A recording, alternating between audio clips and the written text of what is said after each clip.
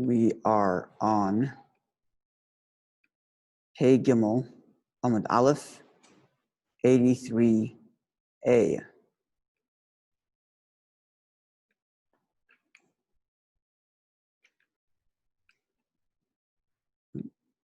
Okay, so yesterday we concluded with the halacha that even if there are doctors which say he doesn't need to eat, and it's just him and another doctor which says, I do need to eat, and he's given food on Yom Kippur, even though there's majority of doctors saying he doesn't need. We contrasted it with the way the Mishnah is phrased, where the Mishnah says, he's fed in accordance with professionals, plural, as if to say when there's professionals, he is fed. And the Gemara says that is a chiddush because even in a case where you have two doctors saying he doesn't need to eat, plus he's saying he doesn't need to eat, and two doctors say he doesn't need to eat, he's still given food even though there's 3 against 2. Him and 2 doctors versus 2 doctors saying he has to eat. Right? Now, if that's the case, the Gemara asks as follows. Second line of the wider set of lines, right in the middle it says Vaha. Vaha, but Mida Katani Seifa, considering that the end of the Mishnah reads, if there are no doctors, he is fed according to his own request. Now the implication is, the wording is such that it sounds like if there are no doctors, then you follow his instruction. The implication is, the Reish at the beginning where it says to follow the instructions, the Amar Tzarech, it's even when he says I need to eat. In other words, like this. And the fact that the Mishnah at the end says, if there are no doctors, you follow his instruction, that means, or the implication is, if there are doctors, then you don't listen to his instruction, listen to the doctor's instruction. That's the implication.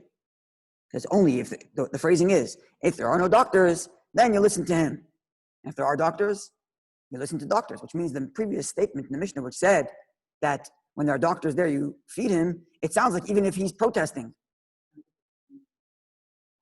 Well, we know the halacha, the question is what the phrasing of the Mishnah means. Now, we know the halacha that we follow him, right? But now we're trying to figure out how that works with the phrasing of the Mishnah.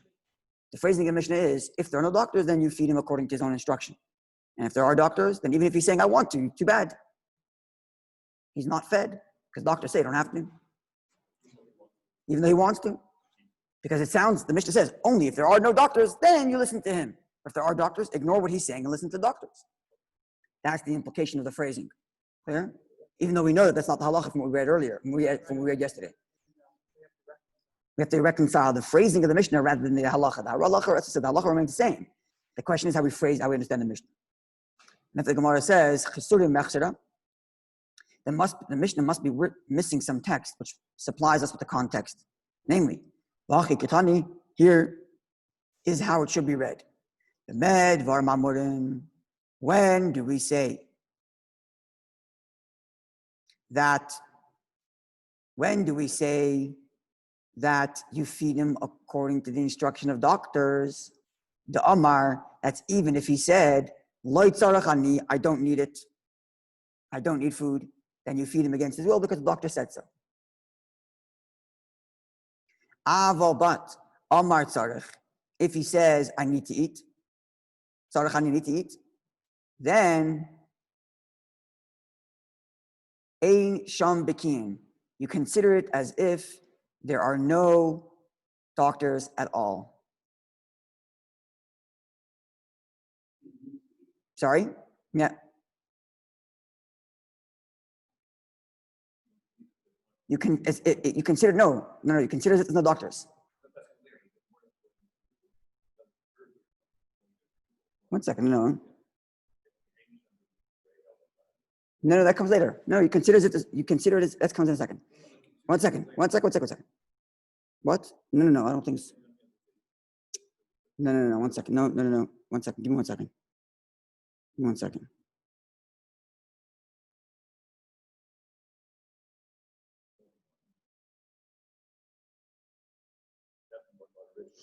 That's right. You're right. I'm sorry. My apologies. I'm jumping ahead. You're right. I'm jumping ahead. I'm sorry. So then, sorry. Okay. So now, but if he said, "Tzarech, I need to eat," then ain't sham bekiyin today, elachat, the Amar loy tzarech. Then there are no doctors. There are no two doctors saying that he needs to eat. Only one. So it's his word against one doctor. Then he's fed according to himself. Now, when the Mishnah says if there are no doctors, you feed him according to his instruction. What that means is there's one doctor saying he doesn't need to eat, and he's saying I do need to eat, so you give him to eat. Which would sound like if there is more doctors, if there are two doctors against his opinion, two doctors saying doesn't need to eat, and he's saying I need to eat, the implication is you don't give him any food. But now, this is what I was jumping ahead to. Ravashi says, "Call heichad amar tzarechani." Anytime, and this is the halacha, as we'll see when we get to the Shulchan Aruch. Anytime a person says, "I need to eat," afilu ika meya, even if there are 100 doctors, the Amri would say, "Lo tzarech," you don't need to eat. But the day shaman, we listen to him, and we don't reckon with the opinions of the doctors, even if there are 100 saying he has to eat. Even if there are 100 saying he doesn't need to eat, he'll be fine. But he's saying, "I'm telling you, I need to eat." He is still fed on Yom Kippur. Shneimar, as the verse reads, this is the verse we quoted yesterday. Lev, the heart, Yodea Maras Nafsha, the heart knows the stress of its own self. And therefore, if it says I need to eat, he needs to eat. Sorry? Then you listen to the doctor against his will. That's correct. So correct. We always go with the more lenient one because it's a question of life and death here. Okay. Tanan, we learned. This is again quoting from our Mishnah. Tanan, we learned in our Mishnah, if there are no doctors, then you give him food in accordance with his own opinion. Taima, it seems the reason is the leika bekiyin. The reason why we're feeding him according to his own opinion is because there are no doctors. Ha'ika bekiyin, if there are doctors, Loi, you don't feed him. And this seems to contradict Mar Baravashi's statement that even if there's 100 doctors telling him he doesn't need to eat, and he says, I need to eat, you feed him. Whereas here the Mishnah says, only if there are no doctors. Says the Gemara, this is what he means to say, and this is what I was referring to. Medvar, all this as well, the Amar Loi Tzarechani. When he says, I don't need to eat. If he says, I don't need to eat, then if doctors say he has to eat, he's given food. If doctors say he doesn't have to eat, he doesn't have to eat. But if he says, I need to eat, Ein Sham Biklin Kla, we make as if there are no doctors, period. And so the Mishnah says, if there are no doctors, we feed him according to his opinion. It's not if there are no doctors, we feed him according to his opinion. It's because he said, I need to eat, therefore there are no doctors. Even if they're all standing there, we ignore them all. That's what the Mishnah means to say. And if Machilin Oisai, give him to eat, Apiasmi according to his own opinion.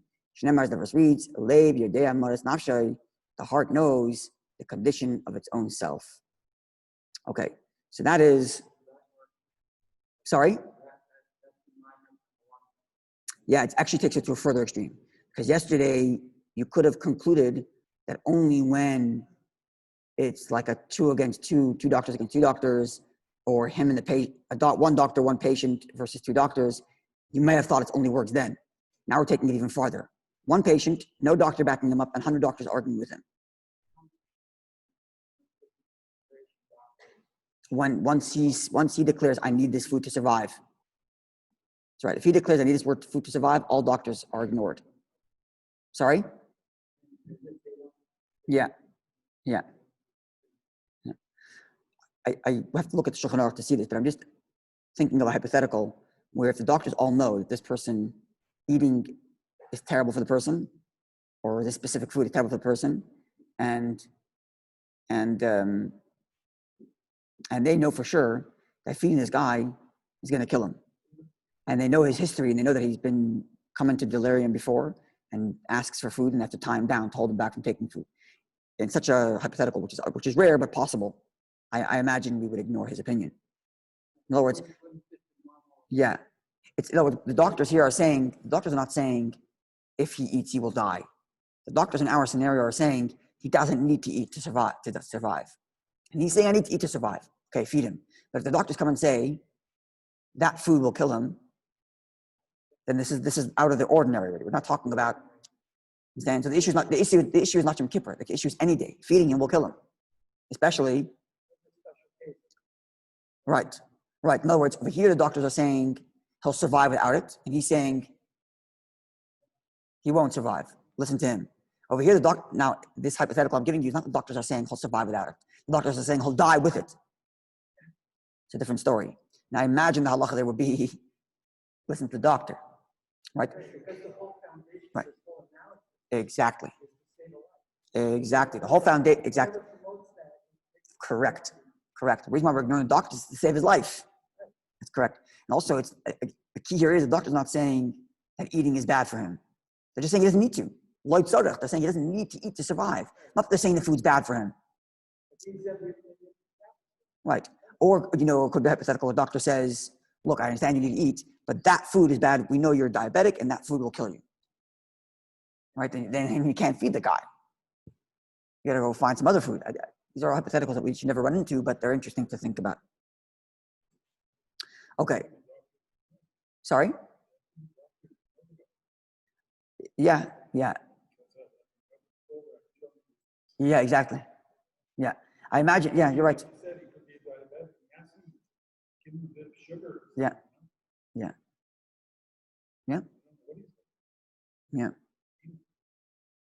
I mean, this is famous during the invasion, the Allied invasion into the Pacific, and they're fighting the Germans, from island to island. It's famous where the Japanese would poison like cisterns of water, and they knew that coming into the deep desert, the soldiers would be dying for thirst.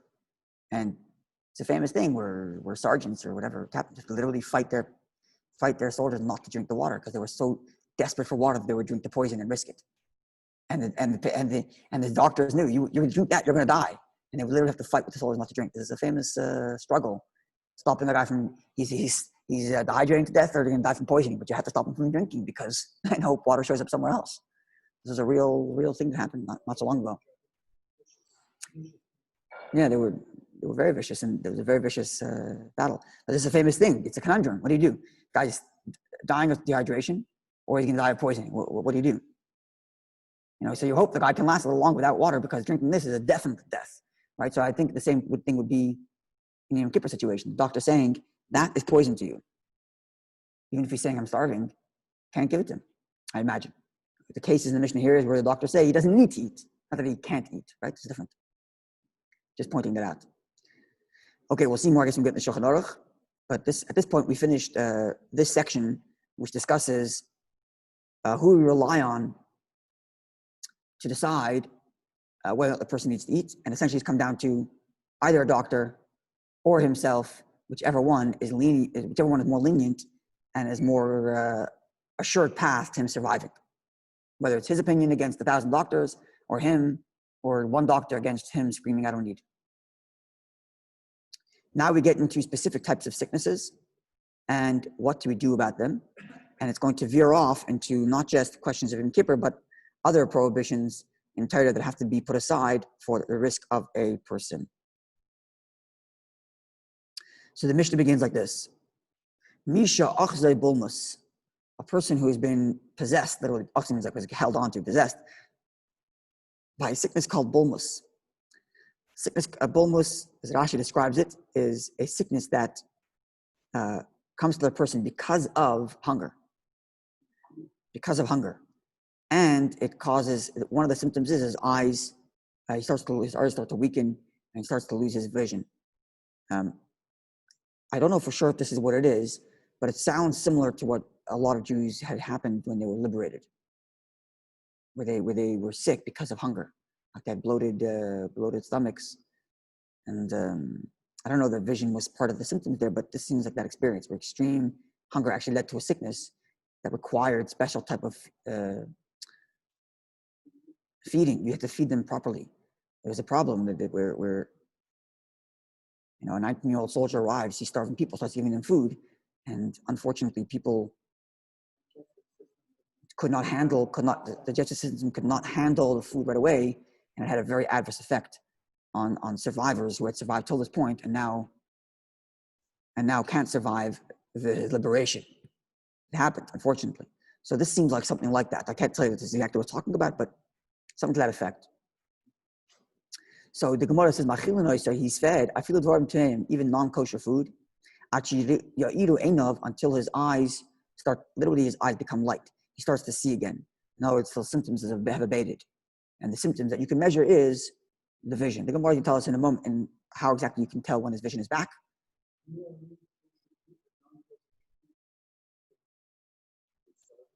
This is what we're talking about here. The person's, he's dying from starvation, this bulmus, so he has to be fed non-kosher food if it's the only thing available.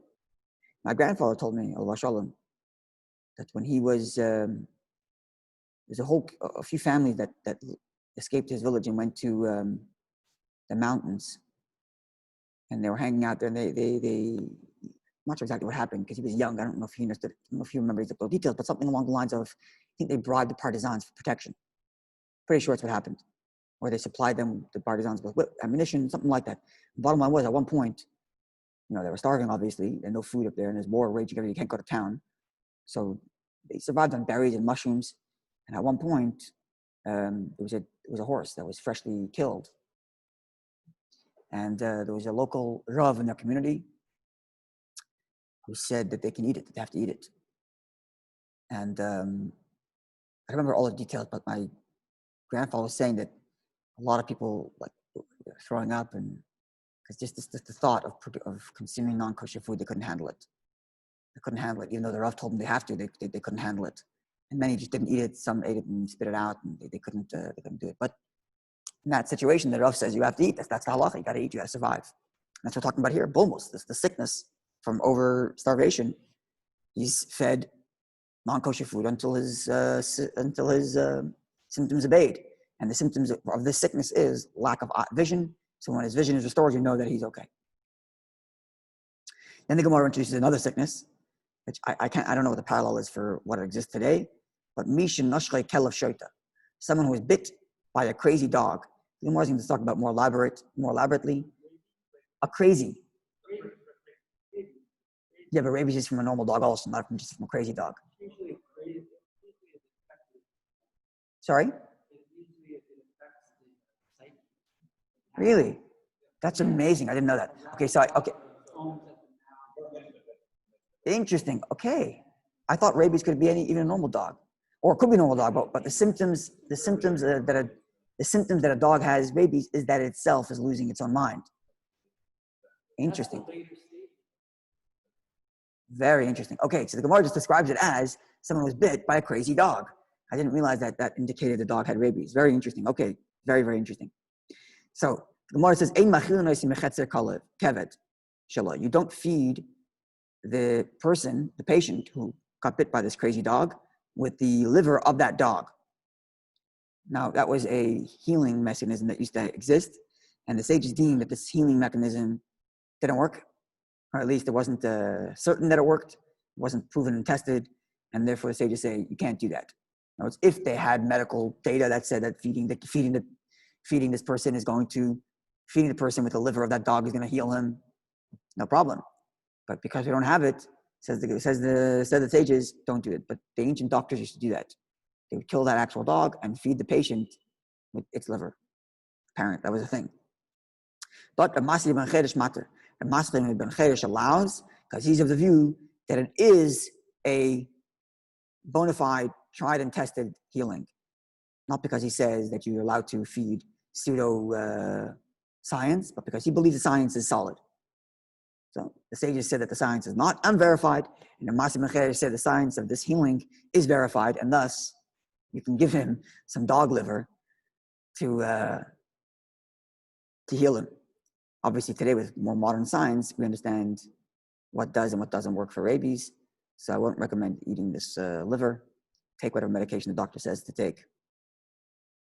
Okay, since we're discussing the Masli ben Cheresh, and we're talking about the issue of violating Torah for the sake of health, the Mishnah introduces another statement. Further stated, one who starts to feel sick in his throat. Doesn't say exactly what kind of sickness, but he's feeling sick in his throat, hard time breathing. So he is given a kind of remedy into his mouth. It's put into his mouth. The Shabbos, even though on Shabbos one's not supposed to do that. And even if it requires actual violation, meaning because usually sickness, okay, I'm going to do this alone, but I think, again, I'm not 100% sure, but I'm pretty sure that the Mishnah here means even if it comes to a biblical violation. Because the issue of taking medicine on Shabbos is to begin with rabbinic. Right? Okay, not necessarily. It is to begin with rabbinic. And reconsider what I'm thinking. I'll just share with what I know. It is rabbinic not to take medicine on Shabbos for fear that a person is going to grind the medicine on Shabbos, which is a biblical prohibition. Now, that is only when the sickness here is something that you can survive on Shabbos. Right? Even the laws are complicated and long, but even someone who, for example, can't function on Shabbos, even if he's going to survive the Shabbos, he's allowed to take medication if he's not going to crush anything. But here the person's life is at stake, so certainly he's given this medicine because it's a question of the throat, and that's obviously not just a question of a headache. Okay, because you suffer the flushes because it's doubt. This sickness in the throat is a question of life and death. The whole stuff in the flushes, anytime there's sickness, doubt of life and death, Shabbos, it supersedes the commandment to observe Shabbos. Misha Novelov Mapolis, someone who a building collapsed on him, or some sort of structure collapsed on him. And it's Shabbos, or even Yom Kippur. Safek Husham, we don't know for sure if the guy's under there. Safek Einisham, we don't know, he might be not in there. Chai, Safek Chai, perhaps he's still living under there. Safek Meis, perhaps he already died from the collapse. Safek Kuti, maybe it's not a Jewish person. Safek Yisrael, maybe it is a Jew in there. Says the Gemara, because of a possibility there might be a living Jew, you remove the mound. You start to, even though on Shabbos and Yom Kippur you're not allowed to do that ordinarily, but here, of course, there's a doubt. Maybe he's alive, and therefore we start to remove the rocks to try to find him. Yeah. Which prohibition it would be? No, it would be, it's already destroyed. Maybe it would be Soser, because you're destroying, but it's already destroyed, seemingly. I'm not just selecting because you're just moving away things. I mean, Muktzah is one thing. Yeah, it's probably Soser, it's probably destroying because you're further destroying the building as you move the balls, I guess. Good question. But says the Mishnah, but so Chai, if you find him alive, if you start to dig and you see he's alive, see a finger, hand moving, then mefakhin, you keep on digging. Then mace, but if you find him and he's not alive, you don't have to dig any further. There's no reason to do anything. Leave him there until after Shabbos and you bury him properly. This halacha was applied. I remember reading this a long time ago, so I can't remember where I read it or who wrote it. I remember reading a long time ago that they used this halacha to allow Hatzalah members to search through the rubble at 9/11. Because there were people who survived there for some time after. 9/11 was what day of the week? What day of the week was it? Do you remember? Is it Tuesday? Were there survivors who made it all the way to Shabbos under there? It's possible. Certainly a possibility. But again, I cannot remember. I should Google it. I can't remember where I read it or how I read it. Maybe it was a discussion, unless maybe it wasn't an actual ruling. It was a discussion about it. I remember reading this discussion about using this halacha for Hatzalah members to be able to dig in the rubble of that atrocity.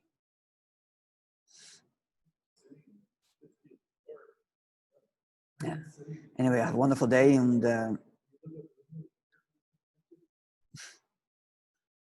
yeah.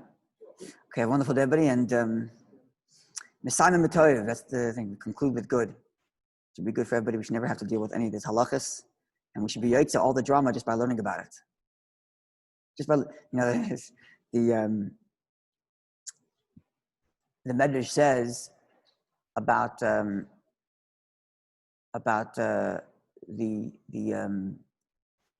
work in Egypt. The verse calls it b'chaymer v'levenim, that they work with mortar, bricks and mortar.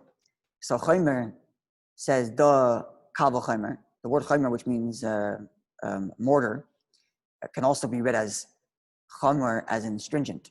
And that's a method of learning, kal v'chomer, where you compare stringent to a lenient.